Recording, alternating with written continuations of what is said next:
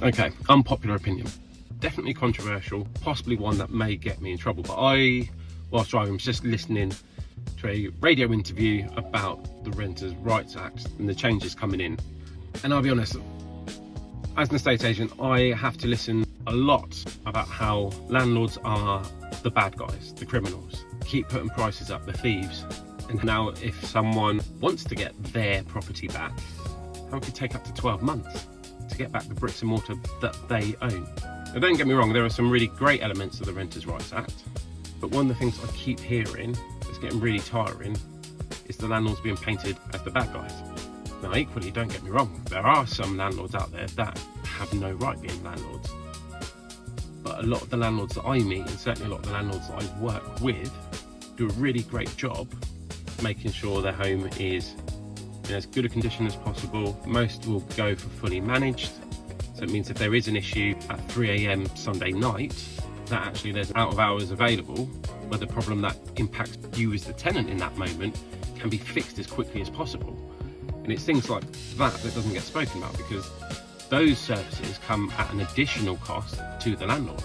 And when it comes to looking at profit and margins, it's a business model. The whole point is that there is some sort of income that comes from it. But over the past few years, that income has become less and less and less through various taxes, other incentives, initiatives that various governments have put into play. It very much just feels like it's pitched us and them when it's landlords and tenants, when actually a lot of landlords' margins are minimal, if not non-existent sometimes. And the more things go on as they are, and they're certainly seeing it with Reading, the more landlords will just say, do you know what, I'm just going to exit the market altogether. I'm going to take my money out and I'm going to put that into another investment. Or what actually quite a lot of landlords are saying is, I'm going to sell the property and stop paying to keep it every single month. And if that happens, then the news headline will revert back to the housing crisis that's just worsened to its worst possible point since it became a topic of conversation. There are a lot of landlords out there who, when you do the numbers, you do the net, and you look at the net, could be and should be charging their tenants more, but a lot of them don't.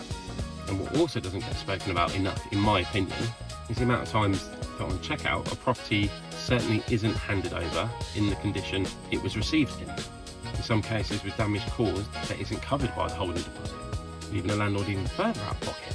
On the flip side of that, there are a lot of tenants out there who do a very great job of looking after the property and treating it like their home and giving it back in the same condition.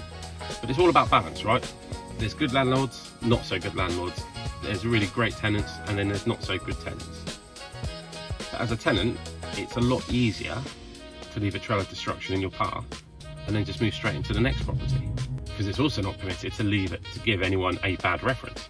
And it typically is within the interest of the agent to keep the reference in basic, because if a tenant isn't able to secure the property that they want to move to, then they're probably not going to move out of the one that they're currently in, which means that they'll remain your problem. So with the changes coming in and everything that will be happening from the 1st of May, let's all just work together a little bit more and stop pointing the finger at who's a goodie and who's a baddie, and let's just all try a little bit harder to see it in their shoes.